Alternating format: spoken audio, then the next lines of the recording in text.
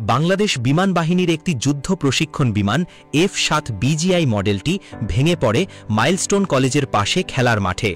মুহূর্তে শিখা ধরে যায় বিমানটিতে, চারপাশে ছড়িয়ে পড়ে ধোঁয়া আর ভয়। অপ্রত্যাশিত ভয়াবহতায় মুহূর্তেই শোনা যেতে থাকে পাইলটের প্রাণহানি হয়েছে। এমনটাই জানায় শুরুতে ফায়ার সার্ভিস এবং প্রত্যক্ষদর্শীদের অনেকে। অনেক সংবাদ মাধ্যমও দ্রুত ছড়িয়ে দেয় এই খবরে যে পাইলটের জীবন আর নেই। কিন্তু সেই ধোঁয়ার ভেতরেই যেন আশার একটি ক্ষীণ আলো দপদপ করে জ্বলে ওঠে।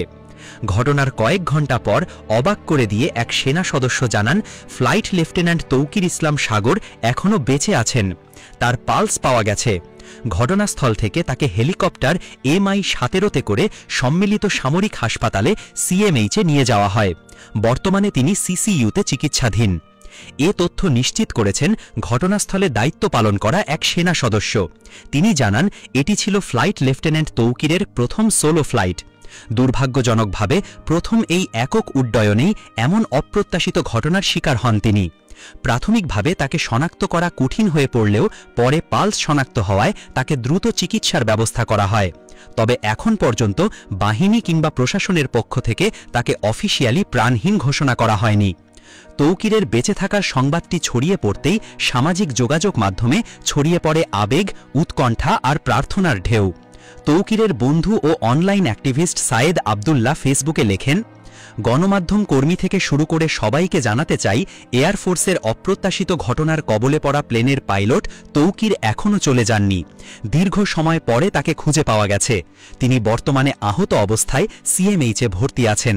সামনে কি হবে বলা যায় না, তবে এখন পর্যন্ত বেঁচে আছেন।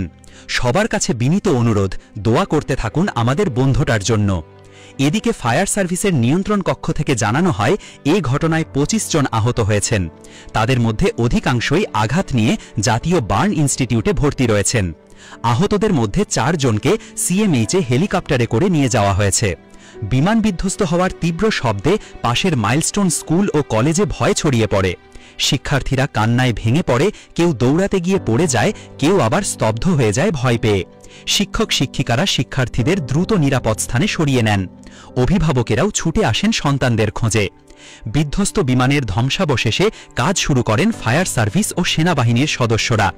উদ্ধার কাজে সাধারণ মানুষও সাহায্যে এগিয়ে আসেন। আগুন নিয়ন্ত্রণে আসে, কিন্তু ক্ষতচিহ্ন থেকে যায় জায়গা জুড়ে।